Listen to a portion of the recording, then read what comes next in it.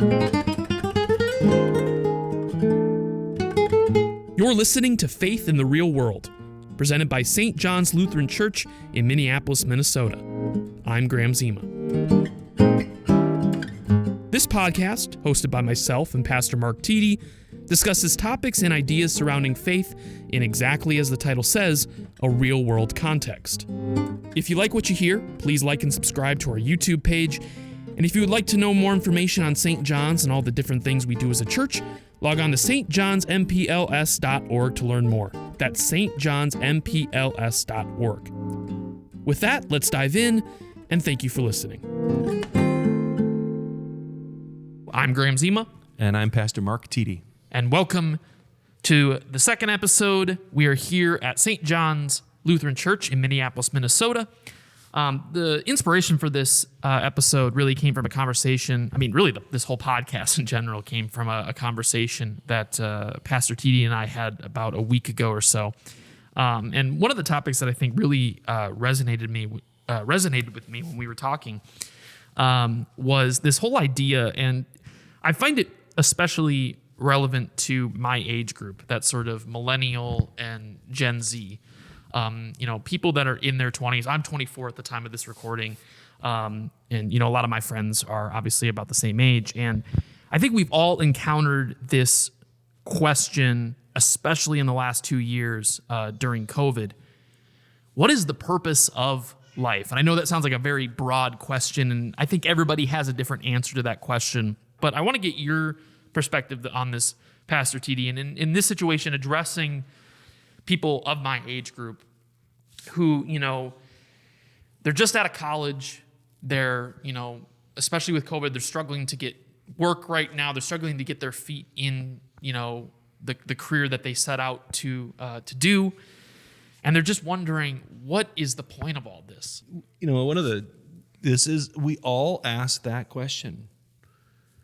Whatever I'm going through now, is this the right thing? Is God doing something and bringing this moment into existence for a purpose? There are people who say that phrase, everything happens for a reason. I think what they mean to say, now forgive me for being like, I'm going to talk over the top of what their intent is, but if we really dice that, before I answer that question, if you take that question of everything happens for a reason, really that's a statement about fate, F-A-T-E, which is a Greek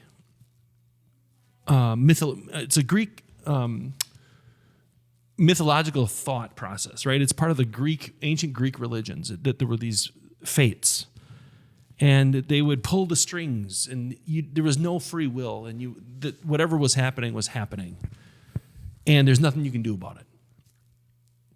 I don't think that's what people are trying to say when they say everything happens for a reason. But then sometimes they do. And when people do believe that, they have forgotten that they themselves have free will, that God is active and working in the world, that you have free will, that there's an enemy in the world that sometimes seeks to seek us harm, that all of those things happening together they will create chaos. Now, that's not at all resonating with everything happens for a reason. That's totally different. So then you bottle that all the way down to a 24-year-old person holding a microphone, looking at a pastor kind of glossy-eyed, going, where is he going with this? And it means exactly that where you're at, the question of what's the meaning of life, or what's the purpose of life? I would say that for a young person looking at what's laying right out in front of them, the conclusion of their educational process, whether that's a VOTEC training college for the trades, or whether it's the end of your college career and you're looking at a possibility of grad school or not. Do you take a gap year or not? And you have all these enormous questions to ask, and it gets overwhelming. The question I found helpful when I was in that moment myself was, what is God asking of me? Everything that I've gained up to this point, every relationship that I've had up to that point, friendship or otherwise, right? Everything that I've learned has gotten me to this point. Now, what's it for? What is God asking of me to do with all the information that I've gathered? And what is my greatest passion that I've got in the world? Right? So you think about all the information you've got in your head, all the passion you've got in your heart, that starts to unravel in your mind a reality of what kind of identity that you have, that you now have the opportunity to live out. Then you look around the world around you and ask the question, what's the greatest need that I'm literally going to step in? What is the greatest need right here? And there was a theologian, Frederick Buechner, who said that, and this is a paraphrase, but he said that whatever your greatest passion intersects the world's greatest need, there is your calling. Now, people think callings, they think of pastors and nuns and priests, and they think of it being sort of a professional vocation, that's the calling. I will tell you that the highest calling I've got is to be a husband and a dad. That's the highest calling I've got. And being a pastor is probably third on that list. But it's because it's the summation of everything I am, everything I am, everything I have learned, coupled with my passions and the world's greatest need. And I need to be a husband. I need to be a father to now 5 kids, because I've got two daughter-in-law and a son-in-law that just joined the family the last couple of months. And to live my life in such a way that I can meet their needs. And if they live their lives in such a way that they meet others' needs, then my needs are met. And inside of that, we find joy, a sense of being fulfilled, meaning, focus, which might just be a new word for purpose. It's in community that we find all of those things. And one of the ways the church has really failed over the many, many decades is that it has de-emphasized how important it is to be an actual member of a church. Because when you are a member of a church, you've heard this saying in the first episode, is that you're a member of the family with all of its zits and flaws. But that way, when you're a member of that church, you've got a community that is beholden to you and you to it. And that you belong there, that you should, because you have a voice, now you need to speak. Because you've got a place, now you need to be. And so all of that is so important to understanding that A, I belong, and B, I've got something to offer. That somebody went through, what's that? Cross training. They went through I forget what it's called, but some specific, like PX90 or something. Oh, CrossFit? CrossFit, that was it. Yeah, they went through CrossFit, and they went through this thing, and they were just absolutely exhausted. And he said to me, when I'm done with those workouts, I just feel like $1 million. That's what God made this body for. Right. To be worked out. Correct. And that's what God made the body of Christ for. To be worked out and exhausted, meeting the needs of the world around it. It's why God has created a community for faith, so that faith itself can be worked out, explored, and argued with, and chewed on. And I love that word, explored. I'll say it again, explored. Yeah. That's actually a really interesting point, going back to the CrossFit example that you just used, because I find that in my own life, where the days that I am just going, nonstop, I'm going from this project to this project, and my creative brain is being activated, and by the end of the day, it hits 8 or 9 p.m., I'm just wiped. I have found, especially recently, the more mindful I've become of that experience, just this inner sense of just well-being. And you would think that by the end of it, you'd be exhausted and just and almost sad or just like beat down. But actually, I find it to be the opposite. And maybe this is just me. I'm sure everybody has a different experience. But I just find, yes, I'm tired. Yes, I've been, worked the whole day. And yet I feel this really big sense of just peace.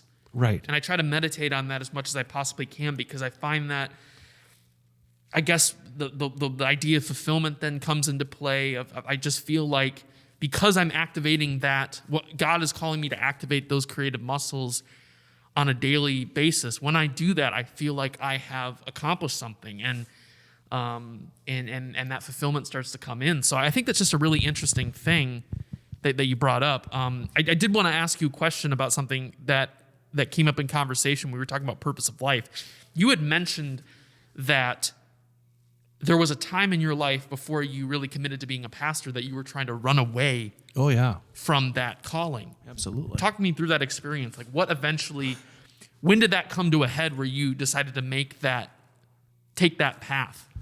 Man, okay. So I had a very unique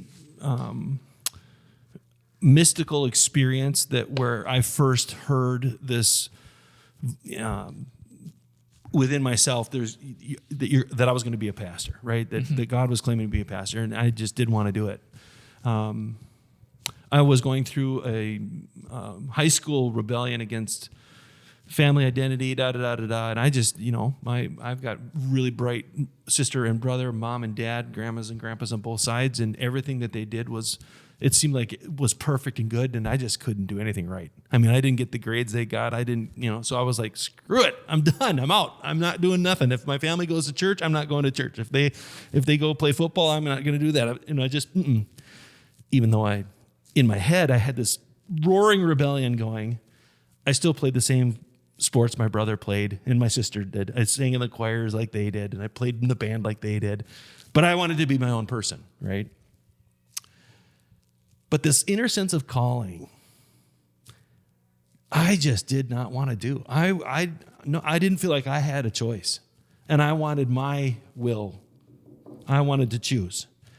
So no, I stopped going to church. I didn't want to do anything with the church whatsoever, except that we had an organist that could blow the dust out of the organ and play anything. It was amazing. He could even have it made it on Good Fridays. He would do these low bass things. It sounded like an earthquake. It was just fantastic. So that was the one thing that sort of kept me in the church. And then when I got to college, I declared myself as a wannabe atheist. And then I just can't do that. There is something out there.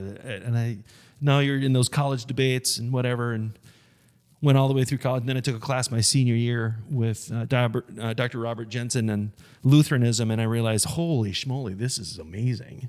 And he outlined the difference between what is the gospel of God and what is the law of God and their functions. And we discussed that in the Lutheran perspective. And it just woke me back up to not only am I a believer in a God, I'm a believer in the Christian God. And I believe that the flavor of ice cream I'm going to drink forever is Lutheranism. So I came back to faith sort of in this weird serendipitous way. And then I was asked by him, so what do you want to do with this? And I ended up being a religion major. My sophomore year in college, I declared my major 16 times officially. And until the registrar saw me come and I was coming with my paperwork, he says, nope, not until you're Doug Skirman. He's got to sign off on it. I'm not signing that thing. So I had to go sit with my academic advisor, and he said, well, it was this existential question, what am I supposed to do with my life? And he says, well, give me your transcript. What are your grades? And I said, no, I don't want to give you my transcript. Because I was a C student with everything else, but I was a B plus A- student without really putting any work into it for my religion classes. And he said, oh, you're a religion major, bam. And I said, well, what can I do with a religion major? And he goes, you could be a pastor. I said, I don't want to be a pastor. He goes, you'd be a great pastor. And I burst into tears right there in his office. Well, now I don't know what to do. I mean, here it is again. It was inside me. You're going to be a pastor. You're going to be a pastor. Now it's an outside thing. You're going to be a pastor. You'd be great. I don't want to go. Well, what do you do with this? Well, you go to a seminary. Well, could I go teach yeah, you could do that. Then you go get your PhD out in the East Coast, divinity school. Oh, that's what I'm going to do. Well, I didn't have the grades to do that. So another professor said to me, go to seminary for a year or two, take everything for grade, and then transfer out to a divinity school and finish it up there. And I thought, that is a great idea. Go to there, go to Luther Seminary in St. Paul. Academic advisor was Dr. Gerhard Ferde, and he says, you're going to be a wonderful pastor, and you're going to love internship. And I said, no, you don't understand. You're going to help me avoid that. I don't want to do an internship. I want to get to a divinity school as soon as I can. And I literally slid a piece of paper across the table. It said, Mark A. Tiede, Bachelor of Arts, Master of Theology, PhD by age 34. I said, I need you to help me figure that out. And he looked up at me, he said, why? Why do you want to do that? And I didn't have an answer. And he said, You'll figure that out on your internship. You're going to be a fantastic pastor. I was so mad. I could just, So I couldn't get out of this track. I was now stuck. I'm going to head to an internship, which is the third year of graduate school. And on internship, I fell in love with being a pastor, and I was mad about it because everybody told me I was going to, and I did. And I do love being a pastor. And I love being a pastor because of the people I have learned from are so unbelievably wise.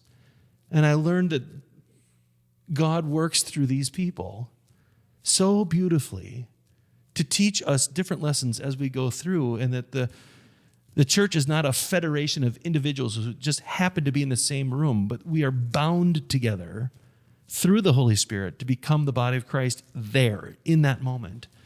And the wisdom that is shared is just remarkable.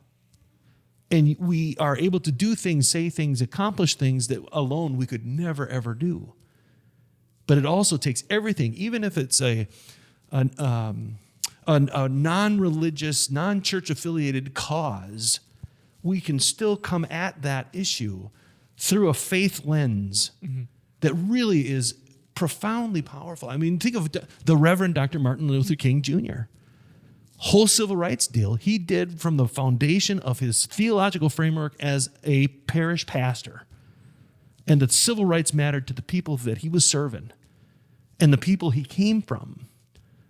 And so it wasn't just the Dr. Martin Luther King Jr., it's the Reverend Dr. Martin Luther King Jr., whose speeches are sermons, and they inspire faith in anybody who hears them. They're just amazing speeches and sermons. And so it's from that perspective. So I fall in love with being a parish pastor, and I come back to seminary. I marry my wife. We go up to them. We serve in a 4-point parish in northwest Minnesota, and we loved it.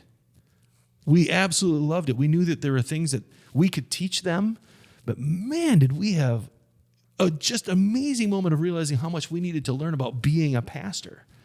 And his name was Bud Reed, and Bud put his arm around me one day, and I think he knew somehow that we were thinking about moving on to a different church and following a different call. And he put his arm around me and he said, "You pastors are such a convenience."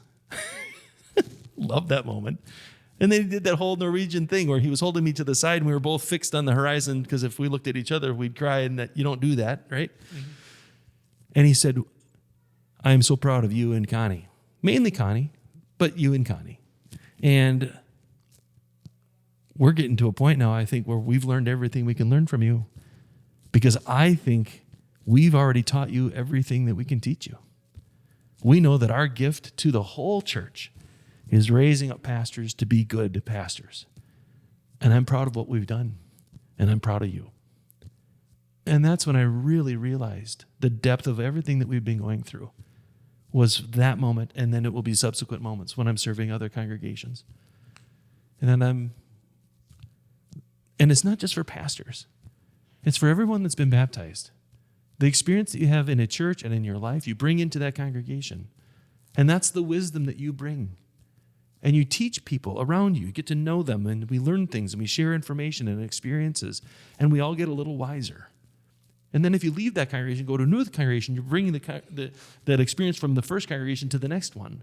And it brings it and gets it wiser and smarter, able to react more faithfully, more quickly, sooner. And that, I think, is something it has become very important to me as I live out my sense of call in the world, which is always changing. But it's been really an amazing ride thus far. Long way to go, but it's been really fun. Yeah. Well, I think it's interesting, too. I mean, going back to when you were in college, because I always think about that, too. Like, the idea that at 18, 19 years old, you kind of have to have everything figured out. And exactly. I've seen so many people. I mean, I went through it as well, more so within my specific major. I didn't know what aspect of filmmaking I wanted to do, or even if I wanted to be a filmmaker. I kind of was going back and forth, and I tried everything and eventually settled on what I'm doing now. But that took a long road, and I had many times where I would question, like, what am I doing here? Why didn't I just go do this business major, something a little bit more stable, a little bit more of a straight and narrow path? But I found that with a lot of people that I knew that, changed their majors 2 or 3 times, and I think it's an interesting expectation. I don't know if you can elaborate on this, just specifically within our culture that, yeah, by 18 years old, you kind of have to have one thing that you're set on. Right. And you need to maintain that in order to get to the good life, whatever that means. I'm a big believer in the liberal arts colleges for exactly that reason. You show up at Gustavus or St. Olaf and Concordia College, they kind of encourage you to not have your mind made up, because at 18 years old, when you graduate high school, how many of you have experienced poli-sci? Maybe one class at best. At best, right? I mean, I had none of that. I didn't have any experience with world religions. I didn't have any experience really with theater. I didn't have any, there was so much I hadn't even thought of in terms of a possible career path.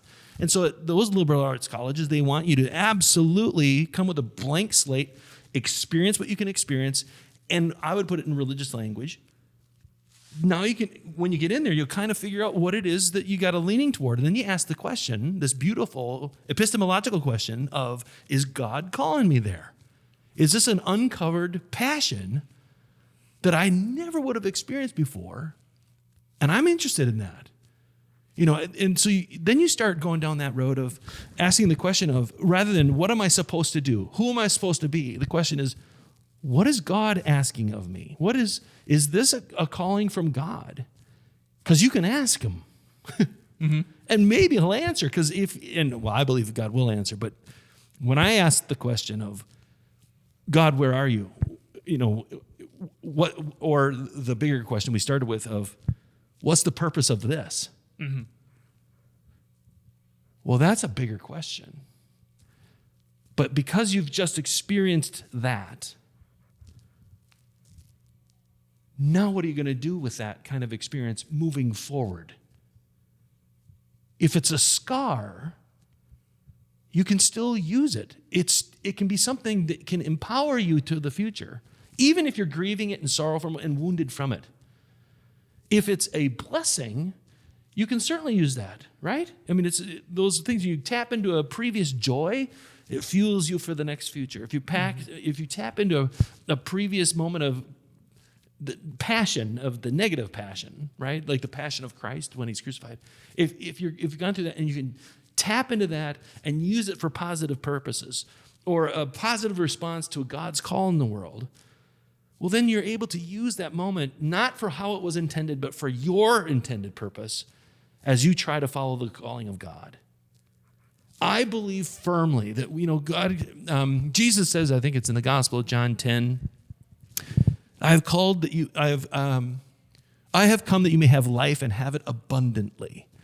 Now that is said, again, into a community that all y'all will have an abundant life together. Not that I can suddenly go and be, Jeff Bezos and ignore the world's problems or even the United States problems. But it's not that he does that, but that would be probably what I would do if I had that much money. We are called into community that together we can have a life that is truly life. Truly.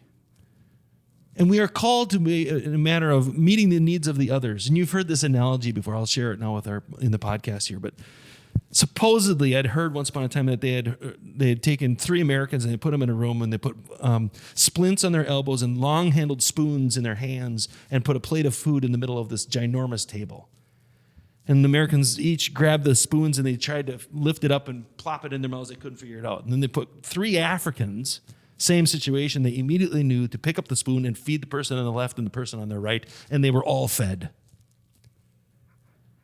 If that's a true story, it's an indictment against first world North Americans who do not understand that to meet my own needs, I really need to meet yours. If I meet your needs and then now you work to meet mine, then none of us are for the worse. We're in fact better off because we've built relationship, and that relationship has built trust in the meeting of the needs of the other. And where I really, really kind of want to go off rails on is when people won't take the vaccine because they will protect themselves, and they say that the vaccines don't work. And they're going to do it for them and mine and mine and mine own. And then if you press them on it, they'll kind of come back to, well, am I my brother's keeper? I can't do it. The answer to that is yes, you are. Scriptures declare that from the early parts of the book of Genesis. We are our brother's keeper. We are our sister's keeper. We are in this life together, and we are to love our neighbor as ourselves. And that does not mean, the way that we've modernly interpreted it, that we got to just totally love myself first and then meet that love to expression of the other. No, it's the other way around. It is become a part of a community so much so that when you do ask the question, this existential question of who am I, you've got a bunch of people around you that love you, and they'll tell you. We know who you are, Graham, because you do this, this, and this. We know who you are because you love this, this, and this. They will tell you who you are because they know, and you'll know that they're right because you love them. Mm-hmm. This is what we've forgotten in the world. So now we think that we've politicized a virus. How in the world is that good? That is not good, and it's sad to me. What we need to realize and come back down to earth and realize that the way that this whole country of ours has handled this whole pandemic is wrong. We're not about being right. This is about how do we live in this world being kind to one another. And I'm taking this vaccine. I've got a very good friend. I was just on a text study via Zoom with her. Her congregation's not meeting right now because she's immunocompromised and cannot receive the vaccine. Mm-hmm. The whole world needs to get vaccinated for her so that she's protected by us from getting the COVID virus. It's about loving the neighbor in such a way that it's about their needs. If they need me to get the vaccine, I'm going to get the vaccine. It's just simply that.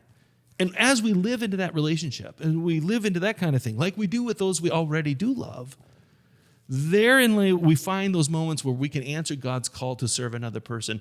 In doing so, we find that this is a beautiful way that we're fulfilling our own needs, talents, and passions, and we find our purpose. It's revealed to us through the care of the other. And that is it's just a really fun thing to watch that happen and to watch people explore that and the light bulb go on. Mm-hmm. That through the acting out in love for the other, they realize who they are and that they are claimed by the one who created them. Yeah. That's gorgeous. That's great. Well, I think that's a beautiful wrap up. It tied back around to the original question. So I think that's wonderful. We are running into about 30 minutes here, so I will wrap this up. Check us out, stjohnspls.org for all news and information. Also follow us on Facebook. Thank you, Pastor Mark, as always. Wonderful conversation. And until next time, thank you for listening.